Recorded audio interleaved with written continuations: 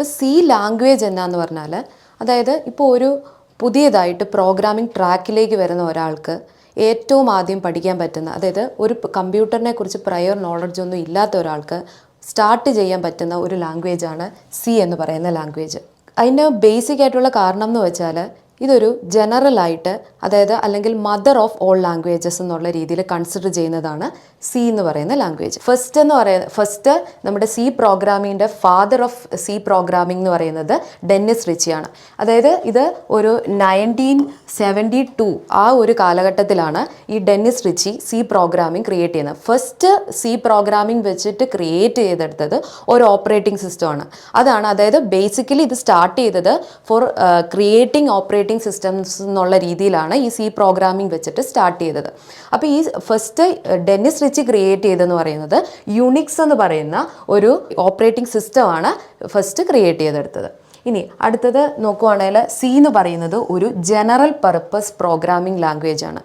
General purpose programming language എന്ന് ഉദ്ദേശിക്കുന്നതിന് variety of ഫീൽഡുകളിൽ അല്ലെങ്കിൽ variety of applications ഉള്ള ഒരു വൈഡ് റേഞ്ച് ഓഫ് ഉള്ള ആപ്ലിക്കേഷൻസിൽ നമുക്ക് യൂസ് ചെയ്യാൻ പറ്റുന്ന ഒരു ലാംഗ്വേജ് ആയതുകൊണ്ടാണ് ഇതിനെ ഒരു ജനറൽ പർപ്പസ് ലാംഗ്വേജ് എന്ന് പറയുന്നത്. അതായത് ഇപ്പോൾ ഒരു ഗെയിമിങ്ങിൻ്റെ കേസിലാണേലും ഗ്രാഫിക്സിൻ്റെ കേസിൽ അല്ലെങ്കിൽ സോഫ്റ്റ്വെയർസ് ക്രിയേറ്റ് ചെയ്യുന്നത് സോഫ്റ്റ്വെയർ തന്നെ സിസ്റ്റം സോഫ്റ്റ്വെയറും ആപ്ലിക്കേഷൻ സോഫ്റ്റ്വെയറും ഇങ്ങനെയുള്ള എല്ലാത്തിൻ്റെ അതും നമുക്ക് എന്താക്കാം സി പ്രോഗ്രാമിംഗ് യൂസ് ചെയ്യാൻ വേണ്ടിയിട്ട് പറ്റും. അതുകൊണ്ട് ഇതിനെ ഒരു ജനറൽ പർപ്പസ് പ്രോഗ്രാമിംഗ് ലാംഗ്വേജ് ആയിട്ടാണ് കൺസിഡർ ചെയ്യുന്നത്. നെക്സ്റ്റ് ഇതൊരു പ്രൊസീജിയർ ഓറിയൻറ്റഡ് ലാംഗ്വേജ് ആണ്. പ്രൊസീജിയർ ഓറിയൻറ്റഡ് ലാംഗ്വേജ് എന്ന് പറഞ്ഞാൽ അതായത് നമുക്ക് ചെയ്യാനുള്ള ഓരോ കാര്യങ്ങളെയും ഓരോ പ്രൊസീജിയേഴ്സ് ആയിട്ട് ഡിവൈഡ് ചെയ്യും. എന്നിട്ട് എന്ത് ചെയ്യും, ആ പ്രൊസീജിയേഴ്സിനെ സ്റ്റെപ്പ് ബൈ സ്റ്റെപ്പായിട്ട് നമ്മൾ ഹാൻഡിൽ ചെയ്യും.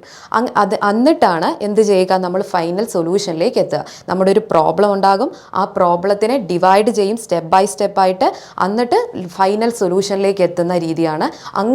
അങ്ങനെയുള്ള ഒരു ടൈപ്പ് ഓഫ് പ്രോഗ്രാമിംഗ് ലാംഗ്വേജ് ആണ് പ്രൊസീജിയറൽ ലാംഗ്വേജിൻ്റെ അകത്ത് വരുന്നതാണ് സി എന്ന് പറയുന്നത്.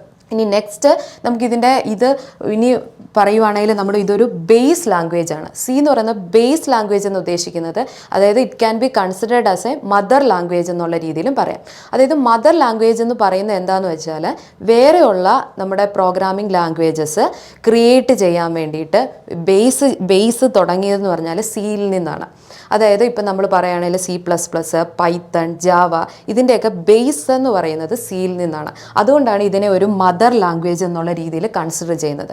അതായത് എന്തുകൊണ്ടാണ് ഈ സീനെ തന്നെ മദർ ലാംഗ്വേജ് ആയിട്ട് കൺസിഡർ ചെയ്തതെന്ന് വെച്ചാൽ ഇതിൻ്റെ അകത്ത് ഒരു സിമ്പിൾ സെറ്റ് ഓഫ് കീവേഡ്സേ ഉള്ളൂ ഇതിൻ്റെ അകത്ത്. അതായത് നമുക്ക് മെയിനായിട്ടും ഒരു സിമ്പിൾ സെറ്റ് ഓഫ് കീവേഡ്സ് ആണ് നമുക്കിവിടെ. അതായത് പിന്നീട് നമുക്ക് യൂസ് ചെയ്യാൻ പറ്റുന്ന ടൈപ്പ് ഓഫ് വേർഡുകളെയാണ് നമ്മൾ കുറച്ച് കീവേഡുകളാക്കി വെക്കും. അപ്പോൾ പെട്ടെന്ന് എല്ലാവർക്കും യൂസ് ചെയ്യാം, അതായത് എല്ലാവർക്കും അണ്ടർസ്റ്റാൻഡബിൾ ഫോർമാറ്റിലുള്ള ഒരു സെറ്റ് ഓഫ് കീവേഡുകളാണ് സിക്കുള്ളത്. ഇനി നെക്സ്റ്റ് എന്ന് പറഞ്ഞാൽ ഇതിൻ്റെ മെമ്മറി അലോക്കേഷൻ ഫീച്ചേഴ്സ് എന്ന് പറയുന്നത് കുറച്ചും കൂടെ സിമ്പിളാണ്.